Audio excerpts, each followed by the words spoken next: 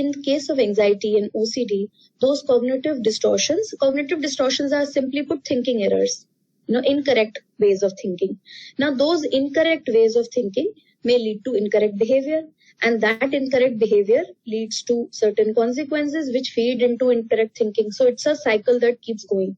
That's why it's important to break those thinking errors. Right? So let's move to the next slide.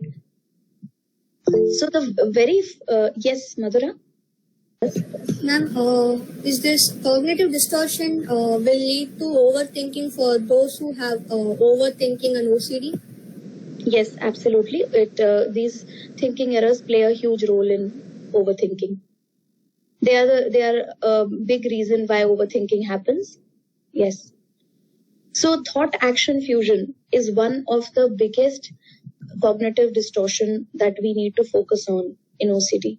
And what is this thought-action fusion? 3 kinds. Because I have had this thought means it will happen to me and others. So a patient had this thought that her son, say named ABC will die. So because she had this thought, she felt that it would happen. She felt that it might be a mother's intuition and that it might happen because she's getting that thought action fusion. Because I'm thinking it will happen. Then second is because I'm having violent impulses means I will act on them. That because I feel like I might push my wife, I might end up doing that.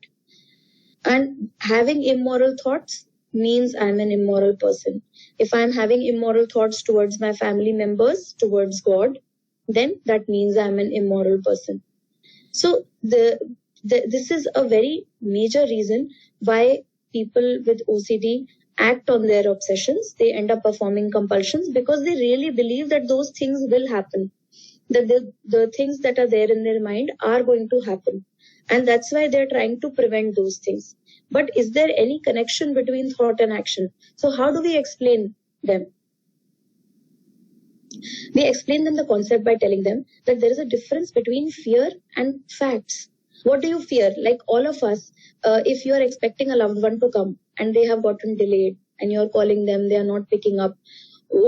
First thought your mind would bring, if you are like most people, is that what if they're in an accident? That's very natural, right? Anybody who has never had this thought till date? Anybody who has never thought like that? Even for a second? No, right? Everybody thinks this thought. So you give this example to the patient and you tell them that when we think about something negative, that's because we fear it. We fear that thing happening, but that doesn't mean it's a fact. Our thoughts are not predictors of event. Then if we ask them that, tell me how many times you have thought of something wrong happening. Did it happen? So that means that your feelings or your thoughts aren't predictors of events. Then you ask them the reverse also. Okay, tell me a few incidents in your life, few negative things that happened. Did those negative things happen because you thought about them? Or did they happen on their own suddenly? So that means there is no cause and effect between your feelings, thoughts and action. If you just think I want to lose weight, you think about it consciously day and night, will you end up losing weight because of that?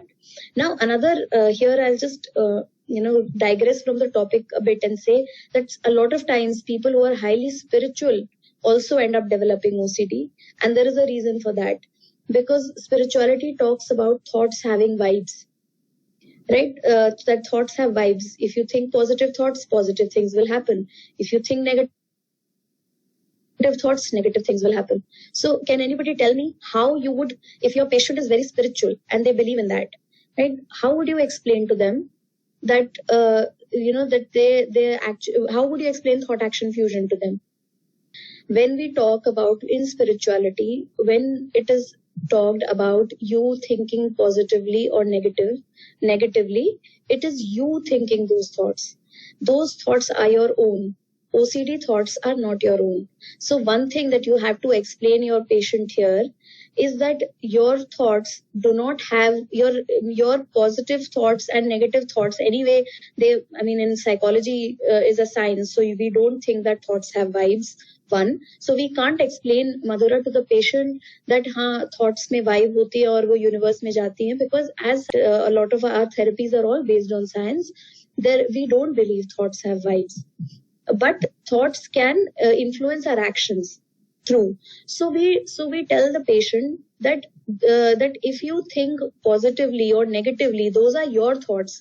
OCD thoughts are not your thoughts. So even if the patient believes, we have to respect their belief that their thoughts have vibes. So we say, even if you do believe they have vibes, but it is talked about normal thoughts, not abnormal thoughts. These thoughts are symptoms of an illness. So that is where you tell them that this rule would not apply to symptoms of an illness, because whether or not they are helpful or unhelpful, but the patient is getting them on their own. They are unwanted. So the basic thing is that you are not thinking this thought. Your mind is bringing this thought. So the same rules of spirituality would not apply here. Right, and this is a problem you will face many times. You have to say that even if that's true, but these are not your thoughts. You are not bringing them consciously. This in spirituality, this is said only about thoughts that we think, but this is not something that you are thinking. This is something that your mind is bringing. This is a symptom of an illness. So another thing that you ask the patient is that, okay, how long have you had this impulse? This is something we discussed yesterday also in the case of Mr. N. How long have you had this impulse? Ever since you can remember, ever since your child was born, have you ever acted on it? Have you ever acted on similar impulse? Like, okay, thanks, Madhura. Have you ever had any other impulse that is similar and acted on it?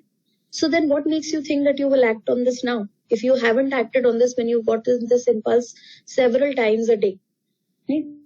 And the thing is that, two things. One I've even missed writing here, which I'm going to address, that if you imagine that you have slapped someone, and if you actually slap someone, which would make you an aggressive person?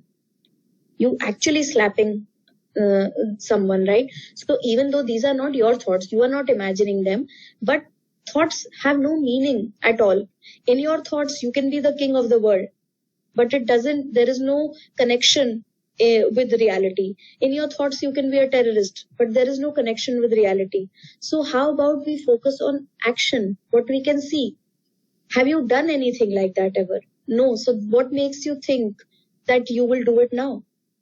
And the last thing being that an immoral person will never have anxiety about having immoral thoughts.